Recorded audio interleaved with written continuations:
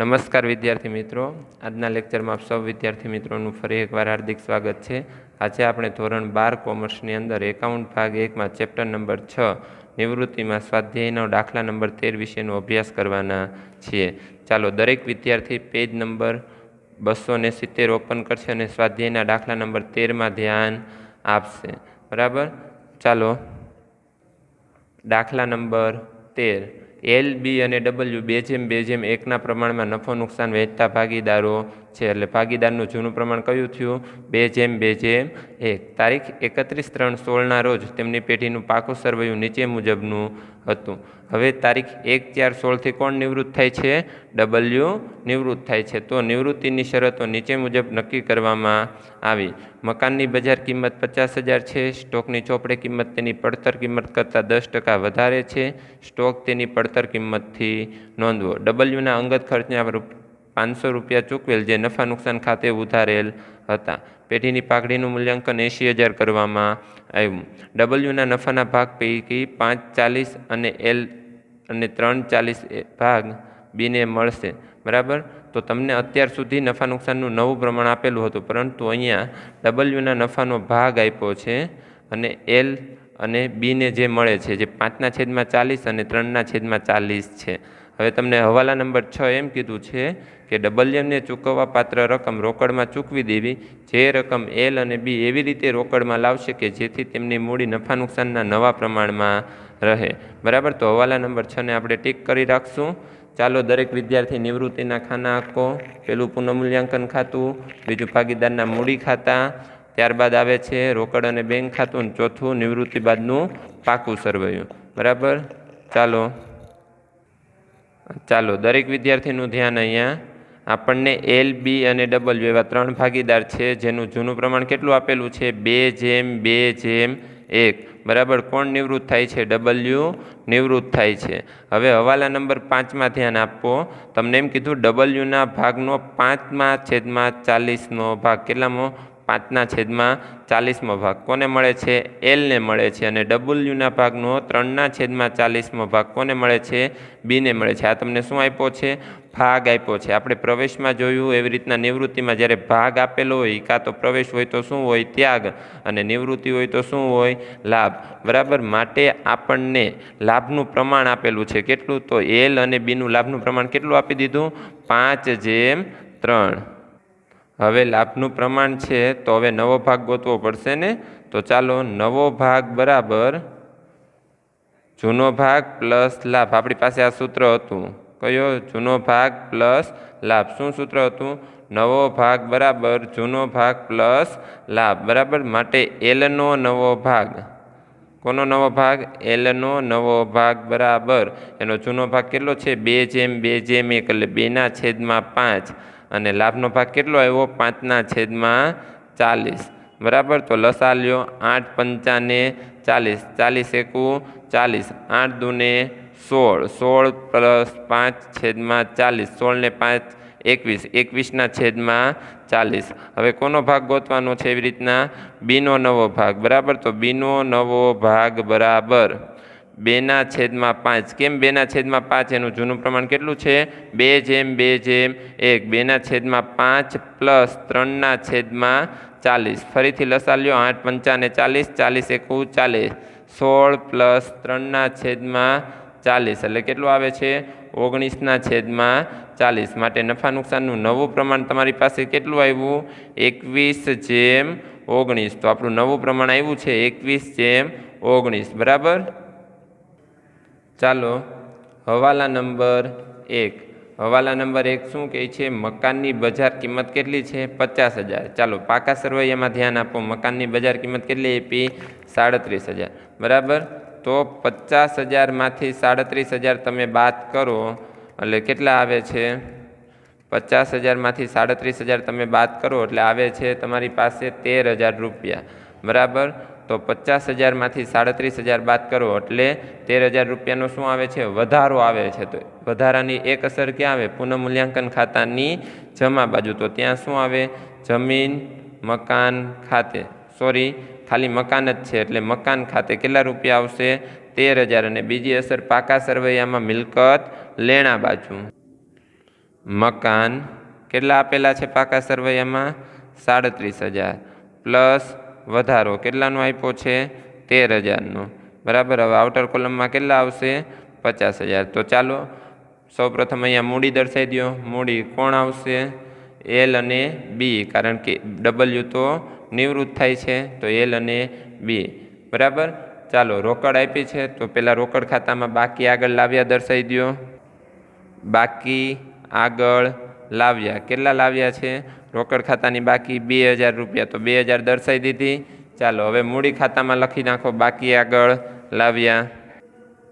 બાકી આગળ લાવ્યા કેટલી આપી છે બાકી આગળ લાવ્યા 20,000, 12,500 અને 5,000, તો 20,000, 12,500 અને 5,000 રૂપિયા બરાબર।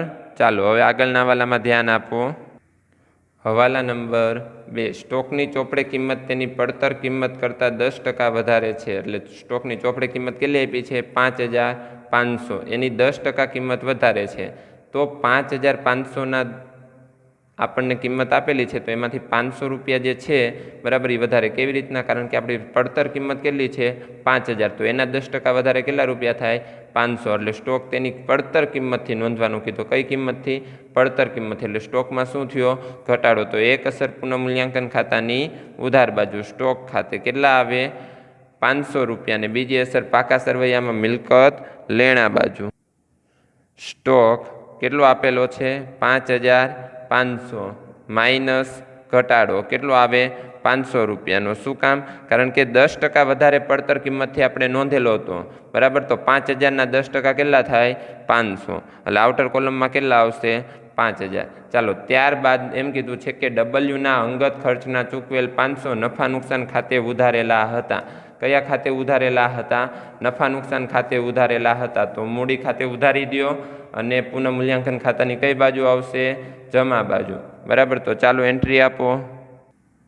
મૂડી ખાતાની ઉધાર બાજુ અંગત ખર્ચ ખાતે, કોનો અંગત ખર્ચ છે બરાબર ડબલ્યુનો કેટલા રૂપિયા છે 500 રૂપિયા, અને બીજી અસર પુનઃમૂલ્યાંકન ખાતાની જમા બાજુ બરાબર, તો પુનઃમૂલ્યાંકન ખાતાની જમા બાજુ લખો ડબલ્યુના મૂડી ખાતે કેટલા રૂપિયા આવશે 500 રૂપિયા બરાબર। ત્યારબાદ આવે છે આગળનો હવાલો। આગળનો હવાલો તમને એમ કહે છે પેઢીનું પાઘડીનું મૂલ્યાંકન 80,000 કરવામાં આવ્યું। પેઢીનું પાઘડીનું મૂલ્યાંકન કેટલું નક્કી કરવામાં આવ્યું 80,000 રૂપિયા નક્કી કરવામાં આવ્યું બરાબર। તો ચાલો ડબલ્યુના ભાગની પાઘડી મેળવીએ।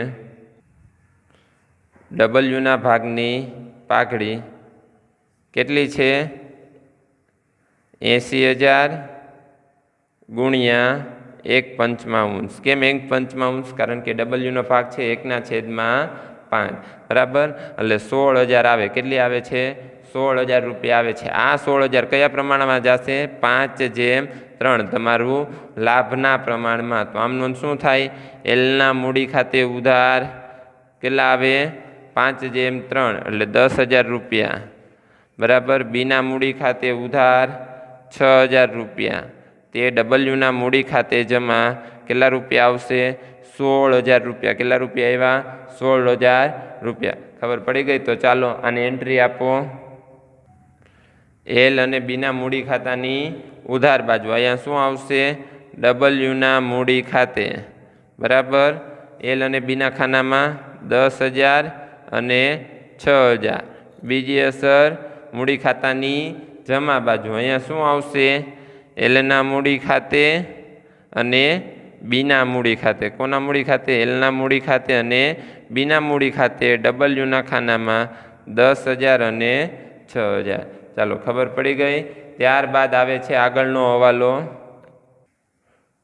ડબલ્યુના નફાના ભાગ પૈકી 5/40 ભાગ એલ અને 3/40 ભાગ બીને મળશે। આવી ગયો। હવે હવાલા નંબર 6, ડબલ્યુને ચૂકવવા પાત્ર રકમ રોકડમાં ચૂકવી દેવી। જે રકમ એલ અને બી એવી રીતે રોકડમાં લાવશે જેથી તેમની મૂડી નફા નુકસાનના નવા પ્રમાણમાં રહે। તો આ હવાલાને બાકી રાખો। ચાલો પાકું સરવૈયું વેચી નાખો। સામાન્ય અનામત ક્યાં આવે મૂડી ખાતાની જમા બાજુ બરાબર, તો લખો સામાન્ય અનામત ખાતે કયા પ્રમાણમાં વેચાય જૂના પ્રમાણમાં। 5,000 આપી છે, જૂનું પ્રમાણ કેટલું છે 2/2/1 બરાબર, તો કેટલામાં આવશે? 2000, 2000 અને 1000. પછી ત્યારબાદ શું આવે છે? લેણદારો. લેણદારો ક્યાં આવે? પાકા સરવૈયામાં મૂડી દેવા બાજુ. તો મૂડી દેવા બાજુ એન્ટ્રી આપો. લેણદારો પાકા સરવૈયામાં મૂડી દેવા બાજુ. તો લેણદારો કેટલા આપ્યા છે? 20,000. પછી ત્યારબાદ આવ્યા છે ચૂકવવાના બાકી ખર્ચા. તો ચૂકવવાના બાકી ખર્ચા પણ ક્યાં આવશે? પાકા સરવૈયામાં મૂડી દેવા બાજુ. બરાબર, તો લખી નાખો ખર્ચા ચૂકવવાના બાકી. કેટલા છે? 3,000. ચાલો, હવે ત્યારબાદ શું આવે છે? ત્યારબાદ આવે છે પાઘડી. કેટલી આપી છે? 8,000 રૂપિયા. તો 8,000 રૂપિયા ભાગીદારોના મૂડી ખાતાની ઉધાર બાજુ જૂના પ્રમાણમાં વેચાશે. તો વેચો. અહીંયા આવશે પાઘડી ખાતે. બરાબર, મૂડી ખાતાની ઉધાર બાજુ 8,000 ને વેચો તો 3,200, 3,200 અને આવે છે 1,600. બરાબર, તો 2:1 પ્રમાણમાં વેચ્યું. ત્યારબાદ આવે છે મકાન. મકાન આવી ગયું. દેવાદારો પાકા સરવૈયામાં મિલકત લેણા બાજુ. દેવાદારો પાકા સરવૈયામાં મિલકત લેણા બાજુ. ત્યારબાદ આવે છે સ્ટોક. આવી ગયું.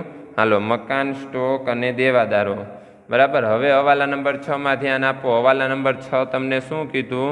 કે ડબલ્યુને ચૂકવવા પાત્ર રકમ રોકડમાં ચૂકવી દેવી. જે રકમ એલ અને બી એવી રીતે રોકડમાં લાવશે કે જેથી તેમની મૂડી નફા નુકસાનના નવા પ્રમાણમાં રહે. કેવા પ્રમાણમાં રહેવી જોઈએ? નફા નુકસાનના નવા પ્રમાણમાં. તો પહેલાં પુનઃમૂલ્યાંકન ખાતું બંધ કરી દઈએ. બરાબર, કેટલો જવાબ આવે છે? 13,500, 13,500. 13,500માંથી 500 જાય કેટલા વધે? 13,000 રૂપિયા. બરાબર, અહીંયા શું આવે? નફો 2:2:1 એલ, બી અને ડબલ્યુ. 13,500 ને 2:2:1 પ્રમાણમાં વેચો. 5,200, 5,200 અને 2,600. બરાબર, આ ક્યાં આવશે? મૂડી ખાતાની જમા બાજુ. મૂડી ખાતાની જમા બાજુ પુનઃમૂલ્યાંકન ખાતે. કયા ખાતે? પુનઃમૂલ્યાંકન ખાતે. જે નફો આવ્યો 5,200, 5,200 અને 2,600. બરાબર, હવે હવાલા નંબર 6 તમને એમ કહે છે કે ડબલ્યુને ચૂકવવા પાત્ર રકમ તમારે રોકડમાં ચૂકવાઈ દેવાની છે. જે રકમ એલ અને બી એવી રીતે રોકડમાં લાવશે કે જેથી તેમની મૂડી નફા નુકસાનના નવા પ્રમાણમાં રહે. કઈ બાજુનો સરવાળો વધારે છે? ડબલ્યુનો. ઉધાર કે જમા? જમા બાજુનો સરવાળો વધારે છે. બરાબર, તો ચાલો જમા બાજુનો સરવાળો કરો. કેટલો આવે છે? તો 5 ને 10 15, 15 ને 6 21, 21 ને 2 22, 22 ને 2 24, 20,600. બરાબર, તો 24,600 માઇનસ 1,600 માઇનસ 500 એટલે કેટલા આવે છે? 22,500. કેટલા આવ્યા? 22,500. આ કોણ શું કરવાનું છે? રોકડમાં ચૂકવવાની છે. એટલે કયા ખાતે એન્ટ્રી આવે? રોકડ ખાતે. કયા ખાતે એન્ટ્રી આવે? રોકડ ખાતે. બરાબર, હવે આ રોકડ ખાતાની એન્ટ્રી આપણે ક્યાં મારશું? રોકડ અને બેંક ખાતાની જમા બાજુ. અને અહીંયા નામ શું આવશે? ડબલ્યુના મૂડી ખાતે. કોના મૂડી ખાતે? ડબલ્યુના મૂડી ખાતે. કેટલા આવશે? 22,500. બરાબર, ચાલો હવે શું કીધું? કે આ રોકડમાં ચૂકવવાની રકમ એલ અને બી એવી રીતે રોકડમાં લાવશે જેથી તેની મૂડી નફા નુકસાનના નવા પ્રમાણમાં બની રહે. બરાબર, તો ચાલો આયા ધ્યાન આપો. હવે આ રકમ આપણે ગોતવાની છે, આપણને આપી નથી. બરાબર, તો આપણે પહેલાં સૌપ્રથમ મૂડી ગોતવી જોશે. તો અહીંયા ધ્યાન આપો. ચાલો, પાકા સરવૈયાની અંદર આપણને રોકડ દર્શાવવી પડે. તો સૌપ્રથમ પાકા સરવૈયામાં મિલકત લેણા બાજુ આપણે રોકડ દર્શાવી દો. રોકડ કેટલી આપે? લાવ્યા હતા 2,000 રૂપિયા. તો બાકી આગળ લઈ ગયા પણ આપણે કેટલી દર્શાવીશું? 2,000 રૂપિયા. બરાબર, અહીંયા ધ્યાન આપો. અહીંયા આવશે મિલકત લેણા બાજુ રોકડ 2,000 રૂપિયા. હવે મિલકત લેણા બાજુનો સરવાળો કરો. કેટલો આવ્યો છે? 50 ને 5 55 ને 10 ને 3 13 ને 2 બરાબર, ટોટલ થાય છે 70,000 રૂપિયા. તો અહીંયા 70,000 રૂપિયા કુલ સરવાળો આપી દો. હવે 70,000 રૂપિયા આપ્યા છે તો પહેલાં 70,000 રૂપિયા અહીંયા દર્શાવી દો. એમાંથી આ રકમ બાદ કરો એટલે તમારે આવે છે 47,000 રૂપિયા. કેટલા આવ્યા? 47,000 રૂપિયા. હવે આ જે 47,000 રૂપિયા આવ્યા છે એને તમારે નફા નુકસાનના નવા પ્રમાણમાં રાખવાના. કયા પ્રમાણમાં? નફા નુકસાનના નવા પ્રમાણ. તો 47,000 રૂપિયાને નફા નુકસાનના નવા પ્રમાણમાં રાખો એટલે આવે 24,675 અને 22,325. કેટલા આવ્યા? 24,675, 22,325. આની એન્ટ્રી અહીંયા મૂડી ખાતાની ઉધાર બાજુ. બાકી આગળ લઈ ગયા 24,675, 22,325. બરાબર. મૂડી ખાતાની ઉધાર બાજુનો સરવાળો કરો, કેટલો આવે છે? 37,875. એવી રીતના બીનો કરો, 31,525. આ સરવાળાને જમા બાજુ દર્શાવો. 37,875, 31,525. એમાંથી આ રકમ બાદ કરો, કેટલી આવે છે? એ જે રકમ આવે ને તમારે ક્યાં એન્ટ્રી આપવાની? રોકડ ખાતે. આમાં આવે છે 10,675 અને 11,825. આ મૂડી ખાતાની કઈ બાજુ છે? જમા બાજુ. તો હવે કઈ બાજુ આવશે? રોકડ અને બેંક ખાતાની ઉધાર બાજુ. તો રોકડ અને બેંક ખાતાની ઉધાર બાજુ એન્ટ્રી આપો. એલના મૂડી ખાતે, બીના મૂડી ખાતે. બરાબર. હવે એલના મૂડી ખાતે કેટલી રકમ આવી હતી? 10,675 અને અહીંયા કેટલી આવશે? 11,825. સરવાળો કરો. 24,500. 24,500માંથી 22,500 બાદ કરો એટલે બાકી આગળ લઈ ગયા તમારી રોકડ કેટલી આવશે? 2,000, જે આપણે ઓલરેડી પાકા સરવૈયામાં દર્શાવી દીધી. અહીંયા તમારે સ્વાધ્યાયનો દાખલા નંબર 13 પૂરો. હવે નેક્સ્ટ લેક્ચરમાં આપણે સ્વાધ્યાયના દાખલા નંબર 14 વિશેનો અભ્યાસ કરીશું.